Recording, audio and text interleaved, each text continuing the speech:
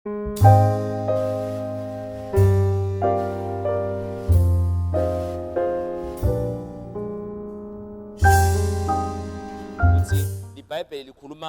likhuluma kuSamje lesibuye simfunze lapha kanjalo ngabo 5:15-25 Psalms 104 lothi uNkulunkulu wena usitheza ubuso bakho tifele uthi tonke leti dala leti tikhamisela wena usutiphe kudla ngesikhathi esifanele bese uthi uNkulunkulu vula isandla sakho tibuthe tidle. There is a condition uNkulunkulu usoma vula lesandla sakhe but kumele ukuthi tibuthe tidle.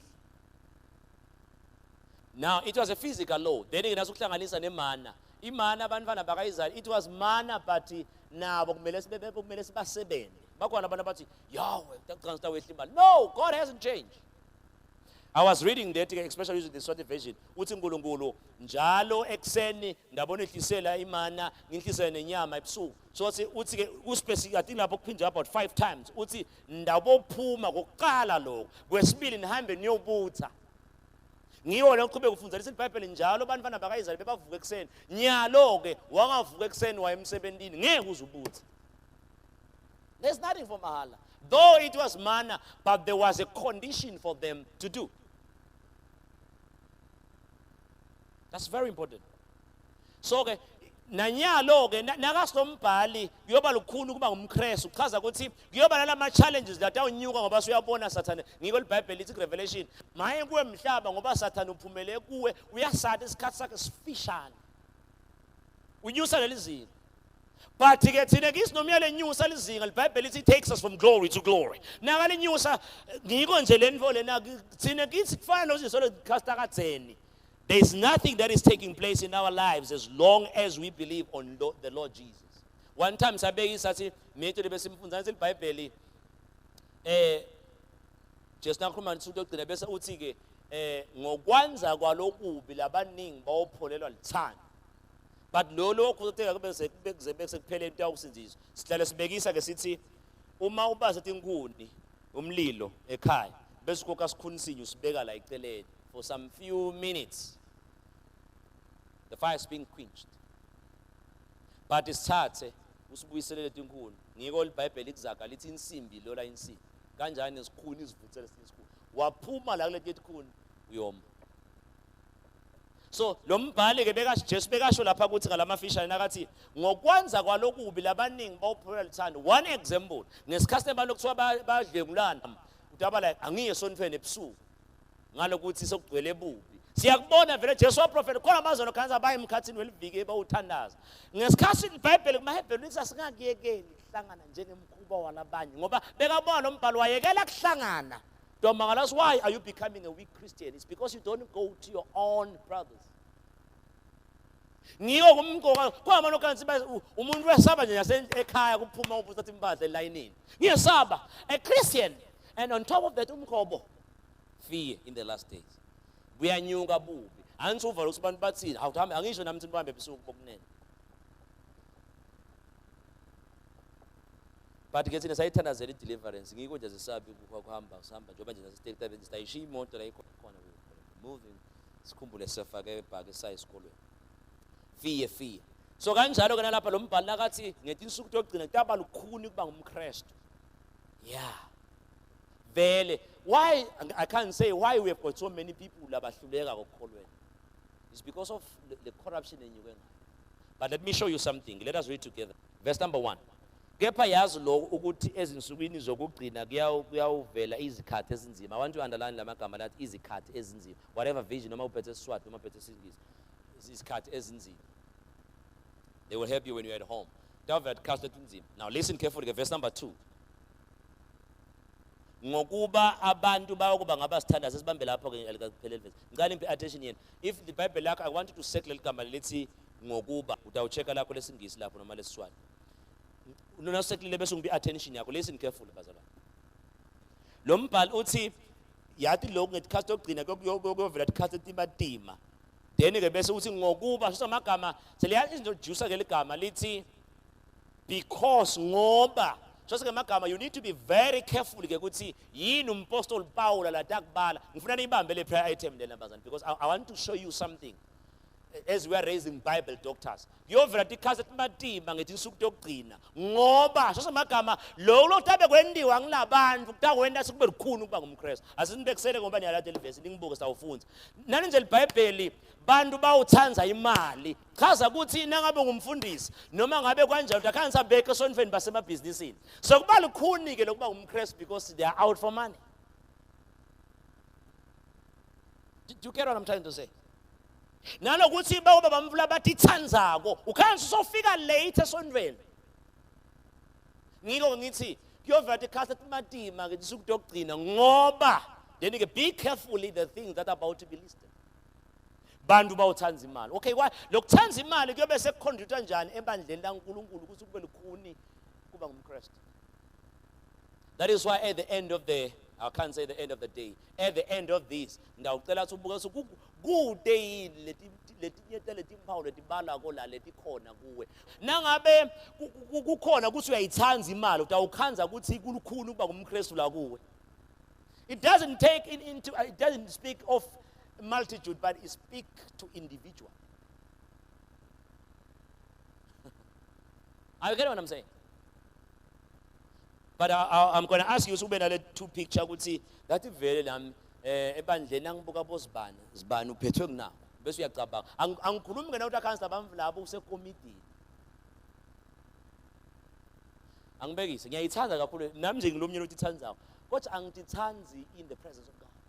As a Bible teacher ngiveda lokuthi nakasombhali yathi lokuthi ngethi insuku yokugcina kutawuva tikhaza timatima ngoba as long kunaleti mpawu leta sambeni nato tokuqala lapha le ish naye ukuthi bantu bawobanga labanjani laba abasithandayo so samagama siyathandaza lapha akafuni na kwenta into letithita akafuni ukuthi aguce phansi uningi nawe I think babone ebandleni lakini uyathi thanza kakhulu umuntu abafuni ukuzila ndawuthothwa nasengibona ngethi ingopho leti ingopho desikhashana ndawubuyela udla.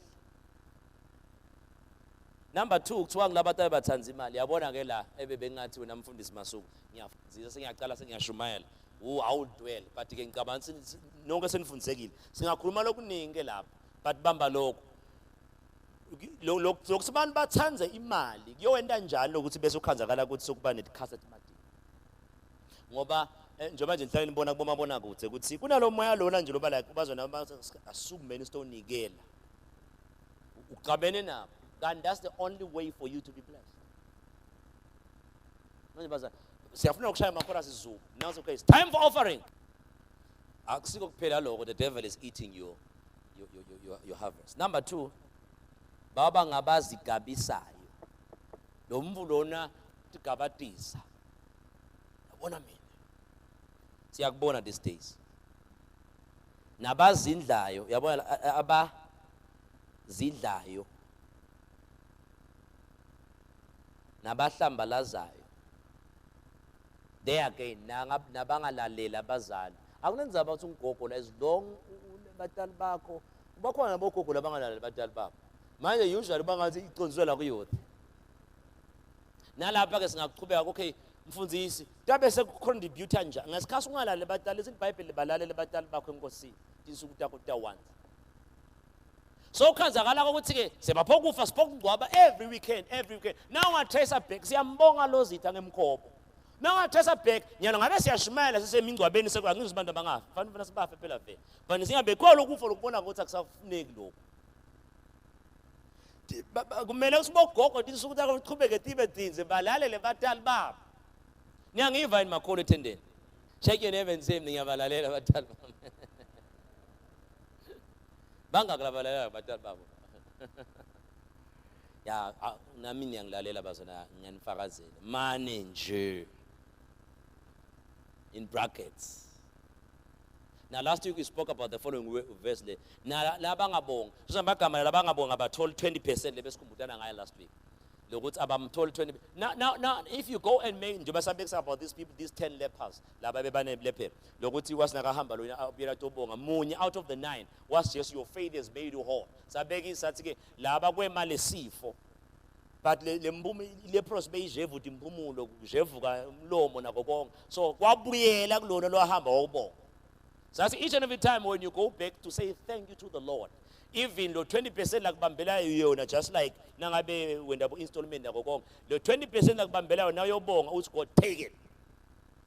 So sinangabe umzana longabonga utaba lukhulu ukuba umKristu ngoba ngeke you won't live in abundance. Kanti sonje lokhu nangabe umfundisi weBhayibheli songakubona si lokhu kushaya John 10:10 liselatela kutokweba nako konke but mina ngitele sibethe impilo bathi yokuchichima kuzokuchichima bonga then ngenisuthi ukugcina abantu ngeke babonga bese uyanciphisa they are abundant. Watch this futhi also uthi lo mbhali the following word uthi nabahlazisayo so amagama labantu laba kwendako nje always bahlazisa athi waziwangihlaza. Oh, verse number 3. Nabangenaluthando. So samagama nikhumbule sidokotela ukuthi yini lokutawenda ukuthi insuku tokugcina tibe madima. Ngilokuthi labantu laba bana lama qualities. Ngithe uthi qaphele ukuthi kude lama qualities. Ase siqala sichaze iBhayibheli alisho yini ukuthi okay, usombhali lapha labantu laba batababede ini luthando. Okay, kucontribute njani ke ukuthi utawenda ukuba ngumKristu kube madima. The answer is simple. Alikasho iBhayibheli ukuthi luthando lisibayelela incwaba yedolo. So semagama uma bede luthando batawuqhubeka bente do. Bangaba neluthando lisibekela do. Sekuba lula ukuba ngumKristu. Are you getting? Bambana kulandzela nabahlebi. So semagama these are they divide people, they divide groups. Hamba emabandleni ubuke kuhleba. Bana kamkhulumisa ibani uhamba nazibani. Birds of the same feathers they flock together. Gossip. Nesikhathi labantu baqala bahleba lona bamhle lesikhathi zikuhlethwe netingcebo baqala bahleba so wenda sekuba lukhuni kuba ngumKristu ngoba uyibonile lo mfulu endvu uyayenda kubela kuvela uyayenda shut up go and pray ngoba nakhasa uqala somtshela kubo bonke labantu noma ngabe uyaqala sowenza lokuthi yabuka bangitshelile in other words so wena kuthi noma ngaba umat lo mfu overnight usuwendeni na uNkulunkulu wakho you still hold in that format so when that's kube lukhulu ba ngumKristu. Oh, the following word there nabangazithibi they won't have self control. So singamagama badla konke nje benta konke. This is the condition of lust dinkanungo. Number 1 nje sexual, number 2 kudla kakhulu, buthongo, entertainment. Nyalo njengoba siyaphuma la sibe sibuke nje kakhulu ngomgcibelo mhlambe lo lesihlanu ubangcinye yeyi ngemgcibelo go to the place ukhanza la kuma box store ukhanza ukuthi ziyabuya faka ikhinda lencane lingaka abantu banje shona basi nakusuka lapho bona nje bahle basishelele nje kancane sebabuyile phize futhi sothi sele umunye ihlale ke 8 inganzi kwasho manje nabangazithibi so sakhathi bangadithibi sebayafa sesiyongcwabe bandle nalenye igama lelithanza lapha ku verse number 4 le part 3 wakhona usinabakhukhumela. Whoa, it is being interpreted pride. Do you know the Bible say pride goes before folly? Ngesikhathi uphakamile uphakeme bana basakhona ukuthi bakusithe bathi buya la stokusitha to help you because so phakeme kakhulu. Humble yourself, God is going to lift you up. So ngesikhathi abantu ba proud bane pride in the last days without contribute kube lukhuni ngumKristu. Zidanga ngikushilo hayi ubalonyele kushiya kwakusemcoka yini but ngisho ngathi siyathinza nje bamba naku lokunye futhi kuthiwa phinze futhi laba nabathanda injabulo kunokuthanda uNkulunkulu. They love pleasure than to love God. So magama kubela ko nabe niyothandaza on a prayer baze tabe kufike imzekezeke lapha kuphi ukhanza ngala sitipitiwe siyothandaza ngambe la ka youth hayi nini youth ya la ekhaya iyakhaya you are holy, you are saved. So it's a siyakubona ukuthi labantu ngesikhathi bathanza injabulo nokuthanza uNkulunkulu. So kuba lukhuni to be in the body of Christ. Siyatibona lethi. Listen carefully ke sigcina ngalokho. Ngiyayithanza ke le part lena. Ngathi ke ngathi bengayibeki bengichepesile. Iyangifana lenzabe ukuthi ithanza nale mali nale pride. Uthi lapha egcineni uthi nabanesimo sekumesaba uNkulunkulu kepha amandla ako bawaphika labo ke wobagwema you must, one time says you must always mind your associates. 1 Corinthians 15:33 ngeSwati libeka ebaleni lithi ningayengeki bangani lababi bonakalisa similo lesi ungogo gogo lona bangani lababi similo sakhe siyayibika. It's not only for the youth. Ngiyo ngesathi each and every time na ubuka impilo yakho njoba ngabekisa ukuthi lo mnye wathi if I can come to your living room and see the program that you watch in your TV, no in your computer, and the books that you read, number 3 in 3 dimensions, and the people you associate yourself, I can tell your future. Your future, ngayibona ukuthi ufunda incwadi ezinjani. Incwadi ofundzako, it can make me to see your future. Bangani bakho bobani, number 3, ubukela ini TV. I can tell your future. Uthi ke labo bobagwema akubaloko konke kusuka le kusibatha abathi nabathanza imali bonke labantu umngane akuthanza imali ngisuke kuwe. Therefore baza labantu emkhanza lathi you find ukuthi uhamba nabantu labahlebako uhamba nabantu labangathi thibi uhamba nabantu labacabanisako hey yena bakithi kubale kuningi la so then sokhonenta kumohubo uzombhali babusiwe labo labangahambi ngedelelo labaphize futhi angahambi emkhambazini webantu labaphukuta uNkulunkulu.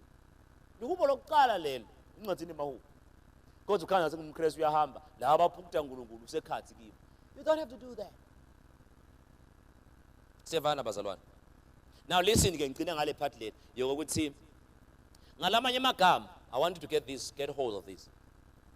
Ngalamanye amagama ngisho ngathi siyafunda sifaka timphandle tethu so that noma seningekho lapho so that you can keep on praying. Le prayer lena ayigcini bazane. Pray until noma ngabe uyativa ukuthi uya deliver, pray. I'm going to just channel you.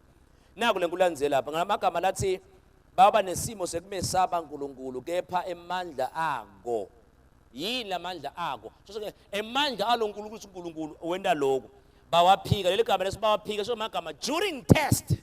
Uma sekusikhathi sekutestwa labantu laba sebamphika uNkulunkulu bama. Let me give you a parable. You remember the parable that Jesus would speak. Uthi lenye imbewu yawela endleleni lenye yawela ematsheni then uthi lenye yawela emanyeveni lenye yawela on the good ground. So uthi ke lena leyawela ematsheni yasheshe yamila because beyinemhlabasi lomncane. But yaphinze futhi yasheshe yahibika yabuna because timphandle tayibethi ngakajuli. So let's interpretation uthi these are they that are planted by the roadside. Uthi ngilabo labamukela leave balithokotela hey bekakhona umfundzisi yes that was powerful but during testing season ngalokuthi abakafaki timphandle kuba as if bangakayi kalozithi kuba as if bangakayi convention baningi bazala bakanjalo ungaya ekhambini lenkulu lapha hey umbona thandaza gicika phasa khala oh hallelujah mina vele Jesu ndakhonda ngeke ngiyekele okay testing season will come. Nang Paul ukhuluma ngugcina ngako lapho uthi labantu laba abanesimo sokumesaba uNkulunkulu umkhanza holy lapha oh Jesus I bless you teqhamuka sikhathi sesizini uyahibika so sesi-interpreta ukuthi unesimo sokumesaba uNkulunkulu but emandla ako uyawaphika baningi siyababona in the last day.